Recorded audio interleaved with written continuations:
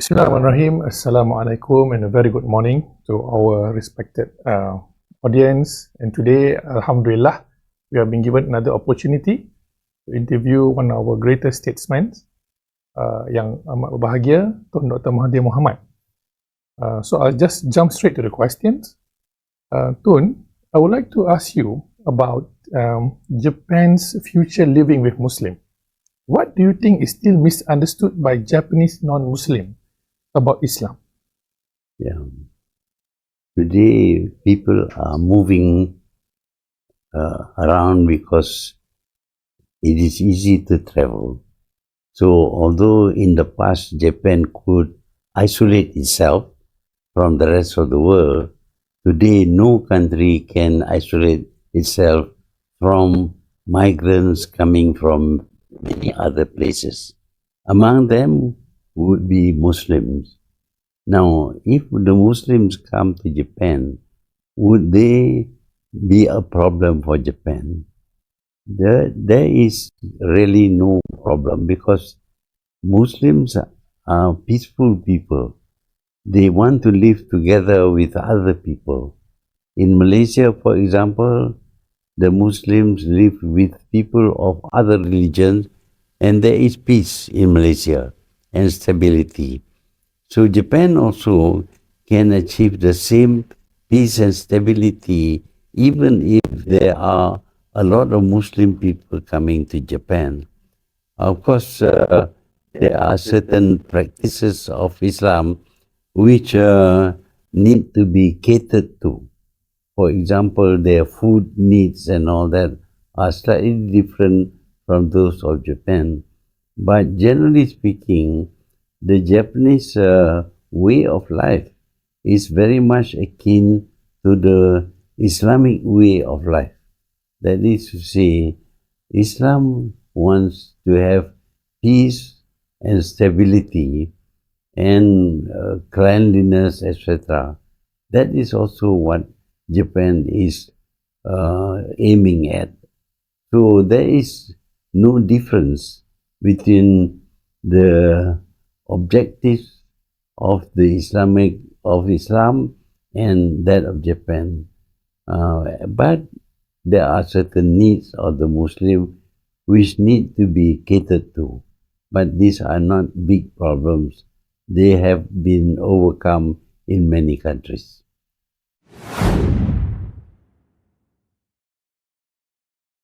Tun, how do you envision a future in which Muslims and non-Muslim residents coexist in Japan?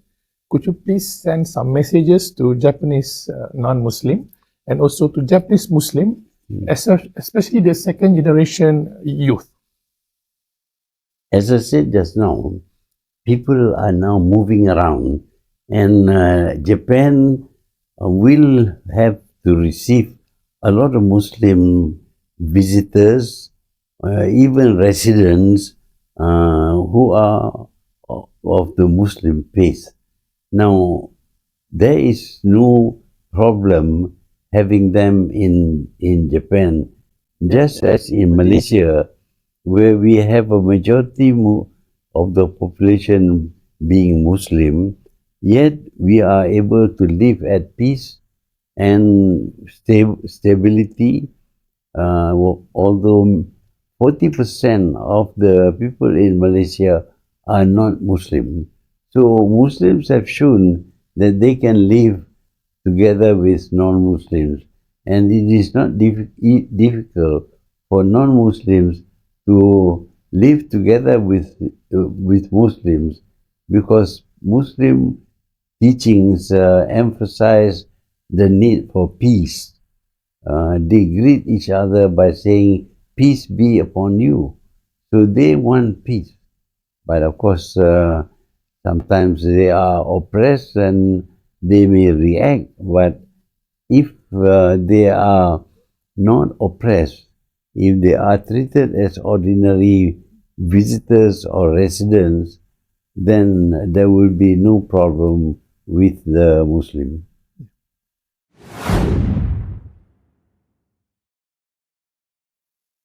Thank you, Tun. Can you advise the younger Japanese Muslims on their coexistence in the Japanese society? Because they do find difficulties actually. Well, Islam accept that there are people of other religions. In the Quran, it says that to them their religion, to us our religion. So Muslims in Japan must accept that there are non-Muslims in Japan. And for us, having our neighbors or our society full of non-Muslim should not be a problem, because we accept that there are people of other religion and other practices, and we don't have to force them to follow us. And of course, we do not want any attempt to force us to follow them. We will be tolerant with each other.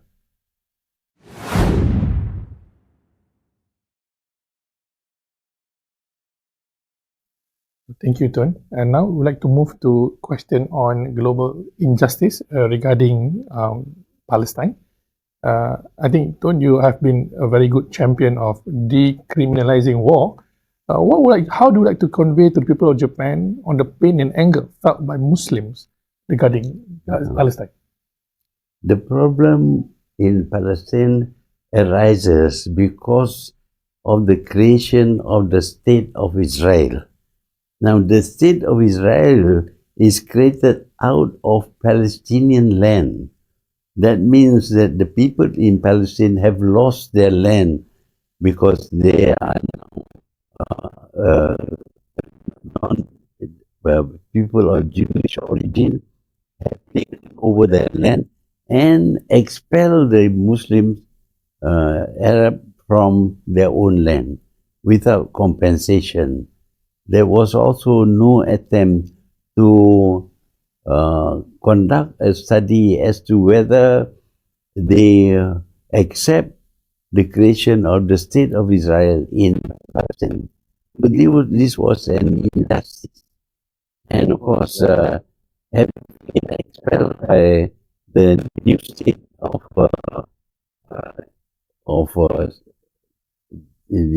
Israel, the Muslims want to have their country back. They have tried many times, but they have failed. But now they are willing to accept the State of Israel, which was actually a part of the land of Palestine, and have a two-state solution. There will be both Israel and Palestine, but the decision was made not to recognize the state of Palestine. This is an injustice because when the United Nations first divided Palestine, they created two states, Israel and Palestine. Yeah. But now they are saying that Palestine doesn't exist. But lately, because of the behavior of Israel in conducting genocide of the Muslim in Gaza, many countries now recognize the state of Palestine. And I think this two-state solution is the best solution possible at this moment in order to achieve stability and peace in the Middle East. So, traditional American and Israeli allies, like Europeans, US, France, Canada, Australia, Spain, Ireland, they all had made decisions recently to recognize the state of Palestine. But Japan has yet to do so. So what can the Japanese government and Japanese people do more to support this cause? There is no reason why Japan cannot recognize the state of Palestine.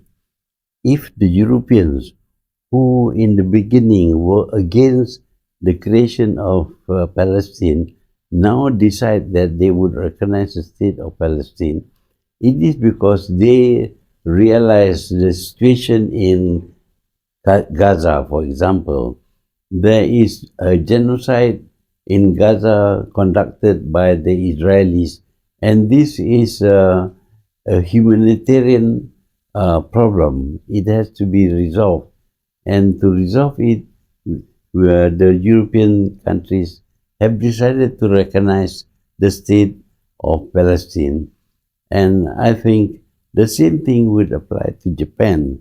Japan also should recognize the state of Palestine, because the state of Palestine is not a problem for Japan.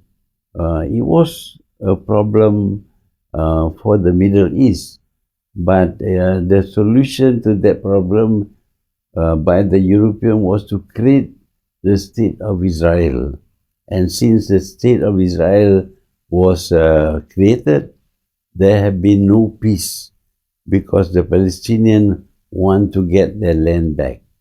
But now the Palestinians have agreed that there will be a two-state solution, that is to say Palestine and Israel. So the European nations now recognize both Israel and Palestine. And I think for Japan, there is even less problem, and Japan should also recognize the state of Palestine.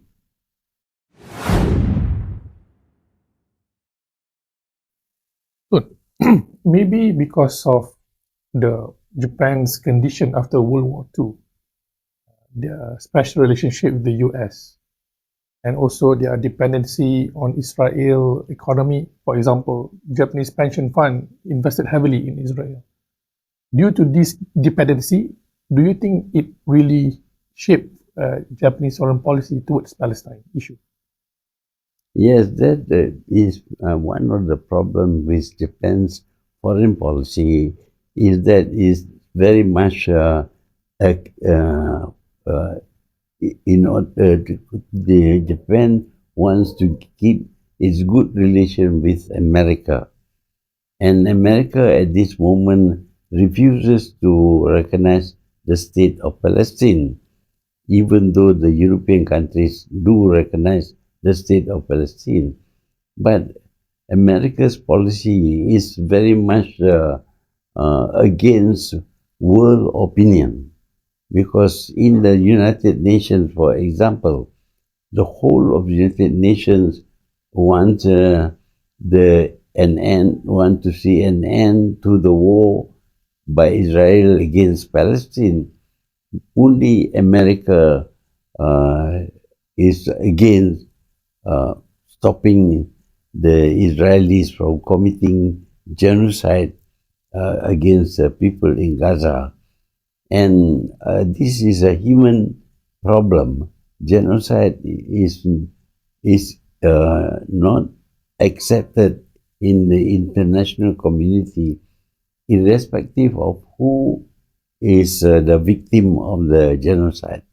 So on that score alone, where there is a humanitarian problem, Japan should not allow its relationship with the US to influence its attitude towards Palestine.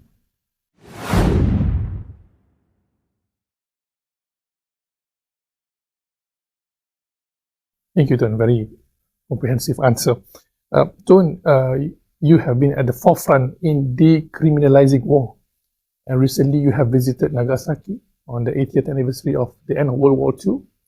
And could you please reflect and share your views about how best the people of Malaysia and the Japanese people to reflect on the atrocities that happened here during the World War II?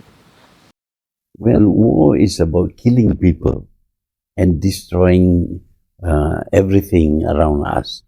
So it is a very negative way of trying to solve a problem of conflicts between nations. When there are conflicts between nations, the best way is the peaceful way. That is to say, through negotiation, arbitration, or a court of law. There is no necessity to fight a war in order to achieve a solution to the conflicts. And in any case, wars will not resolve conflicts. Even if the country achieves victory, it is not going to be able to enjoy that victory because the cost of war is very high, and countries that are involved with war can become bankrupt even. So it is better for Japan and for every country to resolve conflicts not through war but through negotiation, arbitration, or a court of law.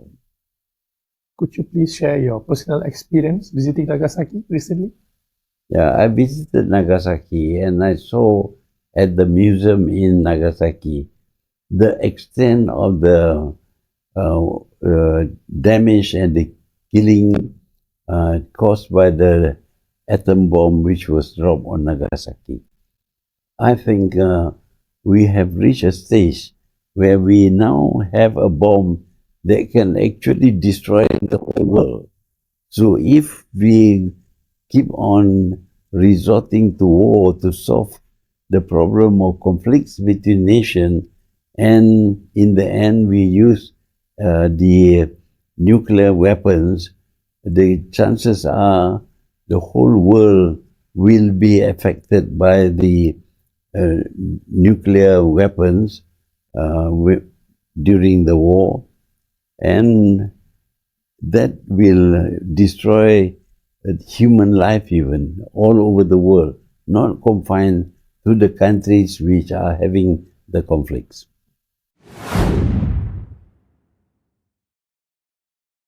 So, Japan is the only nation to have suffered atomic bombings. And out of that, resulting of that, Japan possesses a peace constitution. What wisdom you believe Japan can contribute, and how might it be utilized to foster a more equitable world? Yeah, this is a unique provision in the Constitution of Japan, in that it does not, it will not resort to aggressive war in whatever conflicts that it may have with other nations. I think this is a very good provision in the Constitution, and it should be included in the Constitution of all the countries in the world. That is to say that all the countries in the world will not regard war or resort to war in order to solve problems between countries, rather to resort to peaceful means of solution. And defense, of course, is permitted, but if at all a country needs to prepare for defense, it is only for defense and not aggressive war. That means there will be no aggression if all countries have the same provision as Japan, which rejects aggressive war.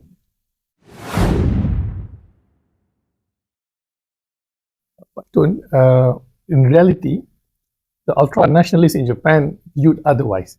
They viewed the constitution as a constraint to Japan's preparation to defend Japan against foreign aggression. For example, recently the Victory Day in Beijing, the parade showcased an arm race where China might be winning in the region. Wouldn't that, push Japan and other countries to be more, prepared in facing potential war? Japan can have defensive military assets, but not aggressive. So even if China has developed great military capabilities, Japan should not raise a military capability to attack China. You can only have it to defend Japan. And I think Japan is quite capable of defending itself if it is attacked by any country.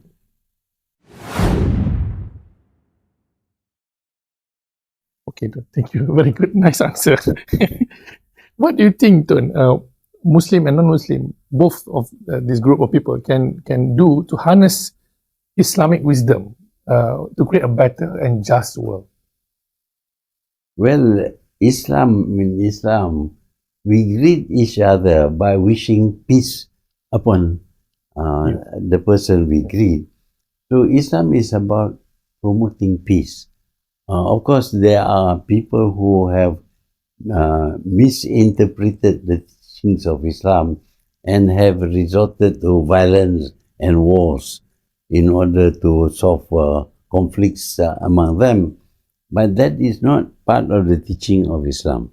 If we follow the teachings of Islam, we will adhere to peaceful in the solution of problems of conflicts, because Islam means peace, and any solution that we can find that does not involve violence is the way of Islam.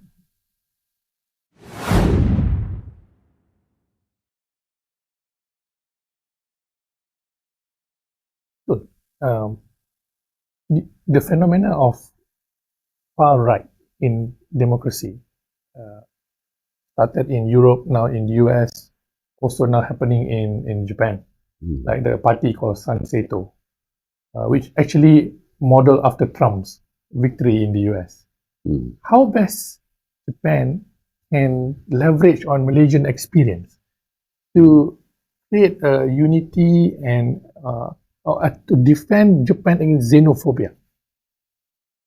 Yeah, in Malaysia, we have people of different races, different religion. Despite our differences, we do not resort to violence in order to resolve conflicts within us. It is entirely possible for us to find solutions without resorting to violence.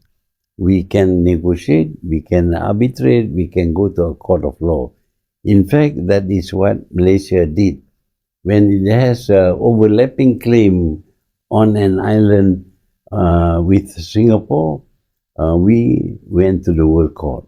When we have overlapping claim with Indonesia and Malaysia, we went to the World Court.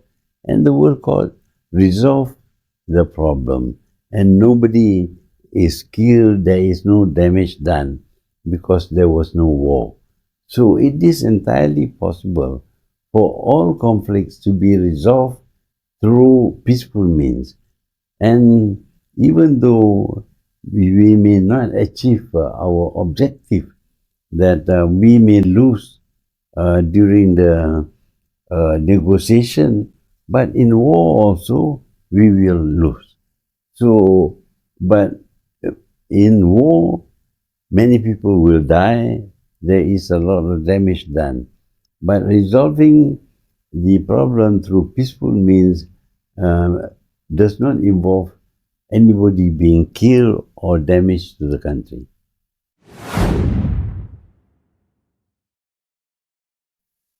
Good. Malaysia is seen as a modern, progressive Muslim country. And it is basically shaped by during your tenure as the Prime Minister. And I think it served as a good model for foreigners, especially Japan, to view Islam in a good light. What kind of programs or attraction that you think Malaysia can offer to Japanese in order for them to learn about Islam better here? Well, they can come to Malaysia and learn about the practice of Islam in Malaysia, where the majority of the people are Muslim, but there is a very big non-Muslim community. Despite the differences in our religion, we are stable and peaceful. We try to resolve any problem through peaceful means and not resorting to violence. So any country that wishes to achieve stability and peace can learn something from Malaysia.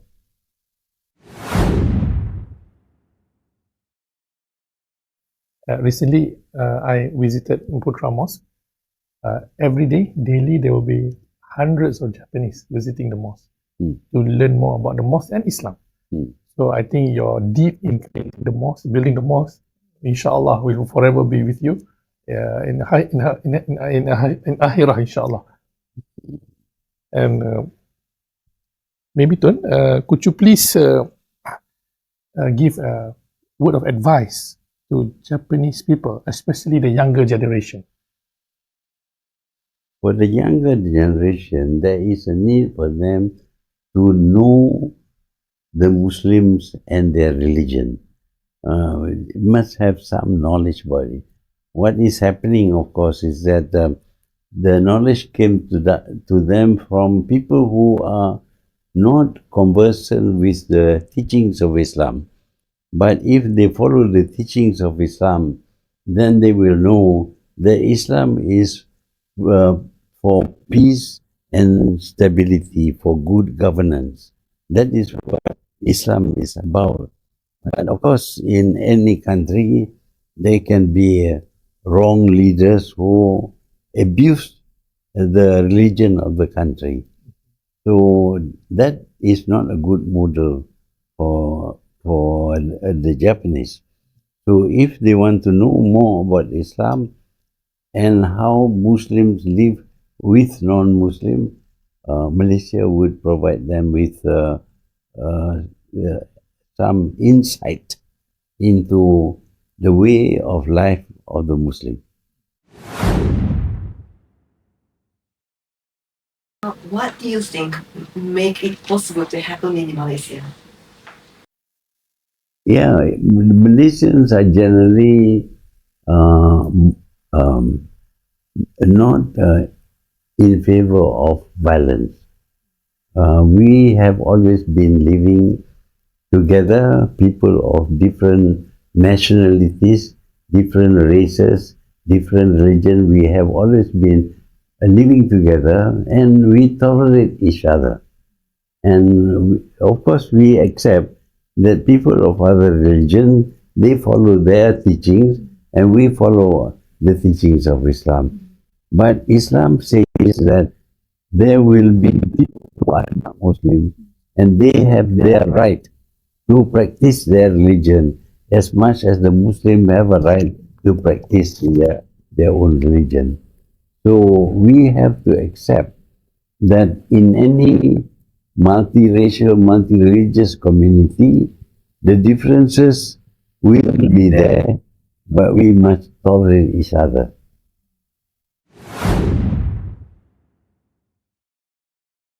As the last question, maybe, how Japanese way of thinking, way of life, can work together with the Islamic way of seeking for the peaceful world? Yeah. How Japanese way of thinking can contribute together? And the first thing, of course, that you should know something about the teachings of Islam, which is very good, because Islam does not advocate violence. Islam forbids killing. Islam doesn't promote wars. That is the teaching of Islam. The other thing is that they must put the Islamic people. In Malaysia, for example, you will find Muslims who live at peace with non-Muslims. There is no problem. But of course, there are some Muslim countries which are extreme. They are not following the teachings of Islam. They are extreme right, where they are not tolerant. That is not Islam. Islam is tolerant. In fact, Islam forbids compulsion. You cannot force people. So they get to know the true teachings of Islam. They will understand that living together with Muslims is not a problem. That we can tolerate each other and maintain peace and stability.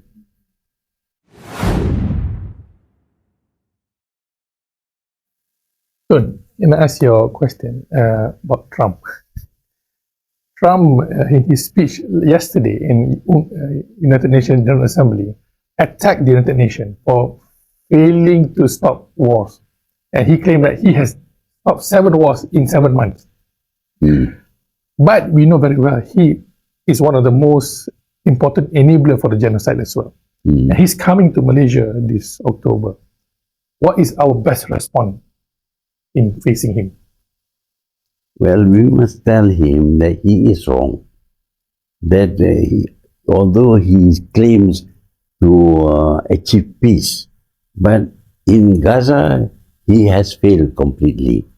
He has also failed in terms of the war between Ukraine and Russia.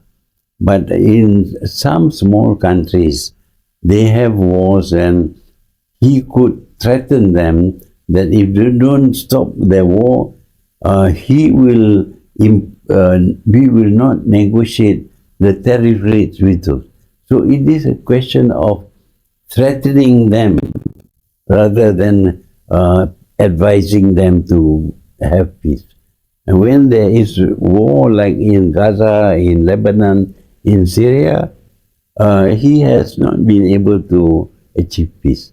So we have to tell him in his face that he is not a person who works for peace.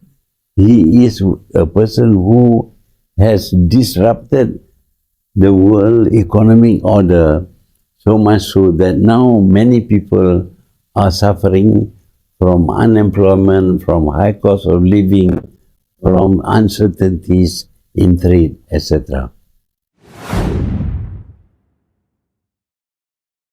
So now I would like to position Tun as a genuine peacemaker in your experience in resolving the Bosnian genocide. Would you share your experience? Yeah, in the Bosnian case, the international approach to the Bosnian problem was that the Bosnian should not be given any weapons, which means, of course, that the Serbs can easily kill Bosnians and the Bosnians cannot protect themselves. This is grossly unfair to the Bosnians because they should have the capacity to protect, to defend themselves. So that is why Malaysia participated in peacekeeping force in Bosnia. And eventually, of course, we were able to bring about peace in Bosnia by strengthening the Bosnian people and also stopping the attacks against the Bosnian people by the Serbs. And do you think Dayton Accord was fair to the Bosnians? Dayton Accord is unfair. For example, the Dayton Accord awarded to the Serb, the people who conducted the genocide against Bosnian, they rewarded the Serb by giving the Serb a whole area which belongs entirely to the Serb. But the rest of the country has to be administered by the 3 different ethnic groups: the Croats, the Bosnian, and the Serbs. So when you have 3 leaders in a country, then that country cannot be well run. But the Serbs are able to attend to their area without any care for what the Bosnians or the Croats believe.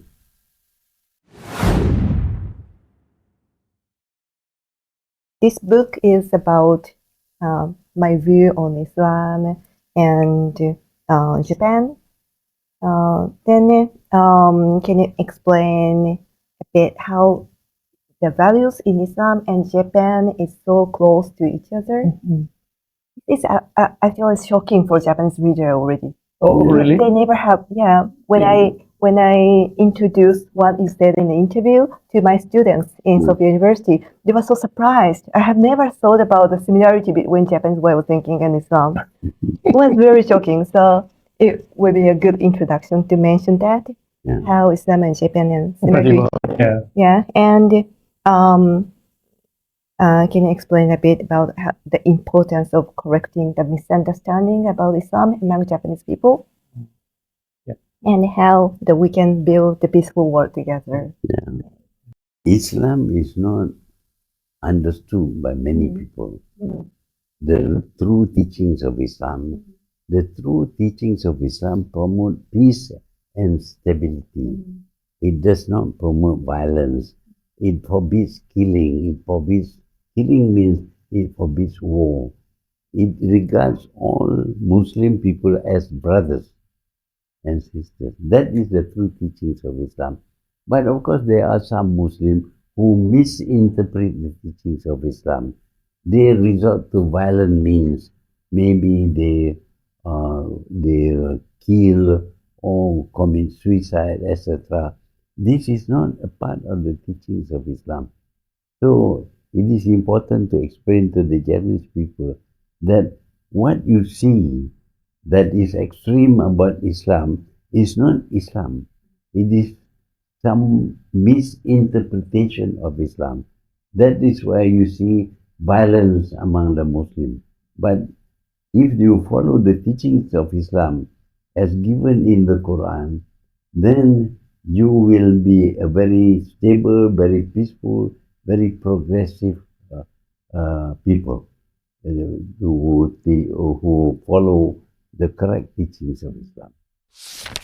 Well, Japan has been isolated for a long time, and the people of Japan only know the Japanese way of life and the Japanese religion. But now people of other religions are going to come to Japan, and among them will be people of the Islamic faith, Muslim. And Muslims, of course, is something that is not well known in Japan. There is a book now being produced by a Japanese to explain what Islam is about. And it is remarkable that you find similarities in the way of life of the Muslim and the way of life of the Japanese, because both believe in good governance, in stability, in proper care for the people, in tolerance of other religions. These are Japanese beliefs, and Islam is also like that, that we are tolerant, that Muslims accept that the Japanese are largely non-Muslims, but that is their right.